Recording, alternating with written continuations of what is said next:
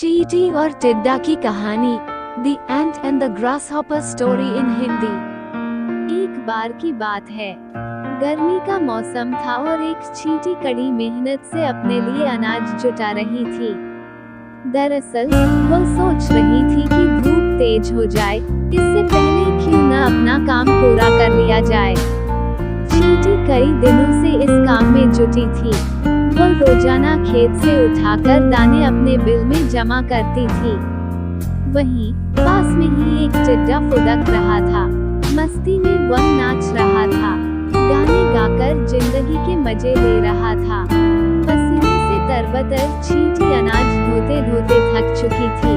पीठ पर अनाज लेकर बिल की तरफ जा रही थी, तभी टिड्डा फुदक कर उसके सामने आ गया।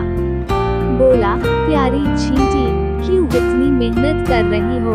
आओ मजे करें। चींटी ने टिड्डे को नजरअंदाज किया और खेत से उठाकर एक एक दाना अपने बिल में जमा करती रही।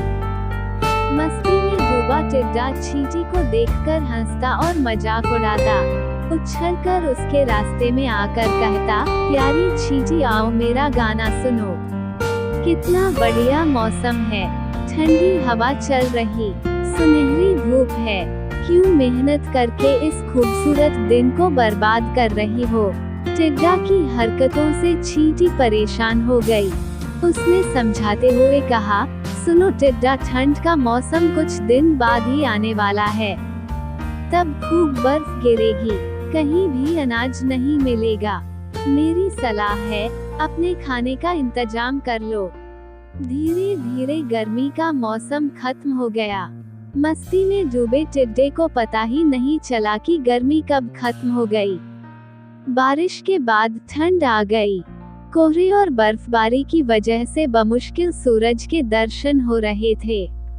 टिड्डे ने अपने खाने के लिए बिल्कुल भी अनाज नहीं जुटाया था। हर ओर बर्फ की मोटी चादर पड़ी थी। भूख से टिड्डा तड़पने लगा। टिड्डे के पास बर्फबारी और ठंड से बचने का भी इंतजाम नहीं था। तभी उसकी नजर चींटी पर पड़ी। अपनी बिल में चींटी मजे से जमा किए हुए अनाज खा रही थी।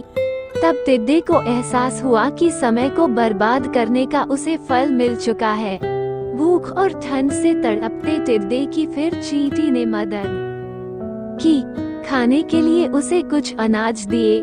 चींटी ने ठंड से बचने के लिए खूब घास फूस जुटाए थे। उसी से टिड्डे को भी अपना घर बनाने के लिए कहा। कहानी से सीख, अपने काम को मेहनत और लगन के साथ करना चाहिए। उस वक्त भले ही लोग मजाक उड़ाएं, लेकिन बाद में वे ही तारीफ करेंगे।